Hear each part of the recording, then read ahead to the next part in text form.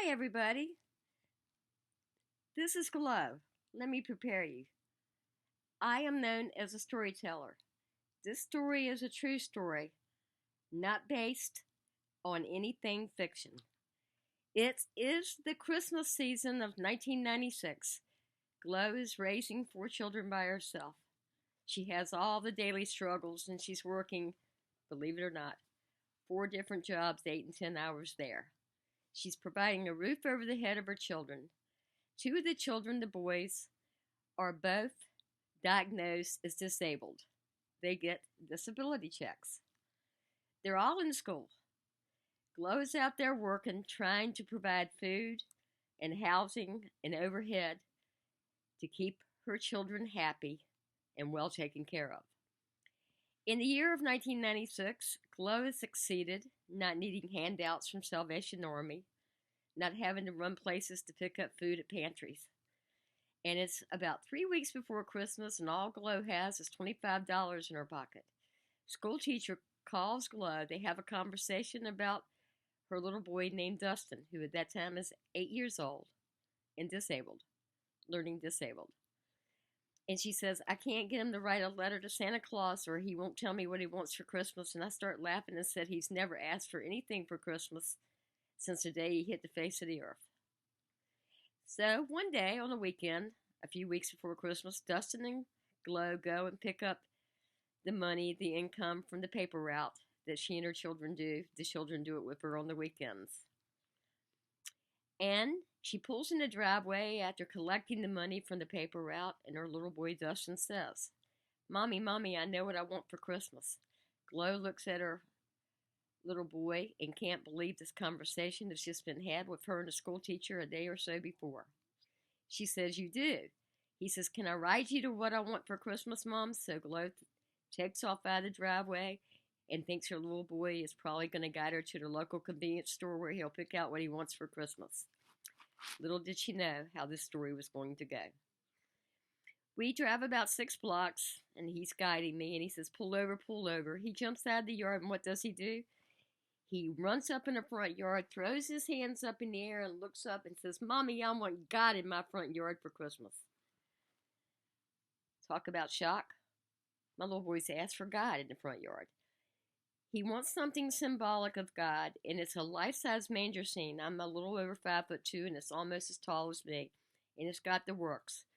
Mary, Joseph, the baby Jesus, the cows, the sheep, the hay, the wise men, the shepherds, and a big star in the sky, and the angels lit bright. Glow goes out shopping at flea markets and can't find anything she doesn't have but $25 to her name, and you can't even buy one hardly a foot tall that wasn't over $60, and Glow doesn't have the money. She only shares a story with one friend. Following day after that, newspaper calls and they're looking for a Christmas-themed story that will touch the heart of souls across the world or the nation or the state. They say they can't believe the story, so I tell them to come to my house. We live across the street from the school that my little boy goes to, and I'll let them walk him home. They walk him home, they talk to the little boy, they've got their story, and the reporter had tears in their eyes. The story got written, it touched the community, the state, the nation, CBN, attorneys for religious rights, and a millionaire who owned a trucking company donated the little boy the life-size manger scene. The housing of the manger scene itself was built out of solid wood, and it took 4 men to put it together on the front lawn. So the day of the surprise for my little boy happens. We're sitting on the front porch, and 2 big trucks ride by. You could see them standing up, in the back of the truck. And my little boy says, Oh, Mommy, guess what? Somebody's going to get God in their front yard. And I had promised him he'd have God in the front yard the following year because I didn't have the money to buy it. My heart was devastated, but the story had changed. We live on a dead-end street. They do a U-turn and they return. Out jumps the local reporter in the sheriff's outfit. He's friends with the sheriff's department and some of the sheriffs. And they say, Do you know a little boy named Dustin Carver? And he says, That's me. He said, Well, surprise, surprise, you're getting God in the front yard this Christmas. So they put it up. The little boy is happier than I'd ever seen him in his whole life. Little did I know the miracles that were going to follow. Well, before we knew it, they wanted CBN wanted to donate money, and I says, I can't just do that for my little boy, but whatever amount you want to do, if you split it 4 ways to each of the children, I will allow it. We hadn't asked for any money. We hadn't even asked for the story. It was a miracle. The story got syndicated and went national. 2 years later, after that, we had a Christmas beyond belief, enough food to last until the following February 14th of the following year of 1997. Money was donated, bills were paid. It was a warm house. It was cozy, full of joy and happiness and miracles. People wanted to touch the little boy on the head, and miracles happened. A month later, here is the miraculous miracle that happened. The little boy that received a disability check, the school retested him and said he wouldn't have to be in special education anymore. I said, well, you can't take him out of the class. You'll have to talk to him because he loves his friends. He finished the school year. The little boy that was 8 years old in a special needs class was used as a tutor in the hallways to teach people how to read and write up to the 6th grade level, a little 8-year-old that was disabled.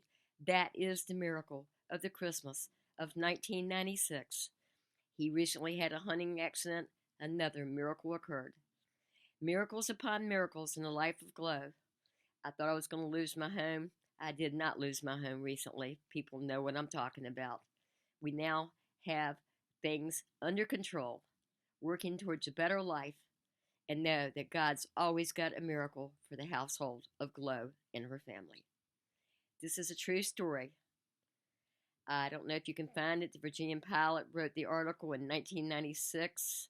I haven't been able to find it, but I've got copies of the newspaper article. And the miracles that have succeeded since the year of 1996 in the household of Glow and her family are beyond belief. God bless you all. I did this for a game I'm in. They wanted a story time hour, so why not do one that's miraculous? The end.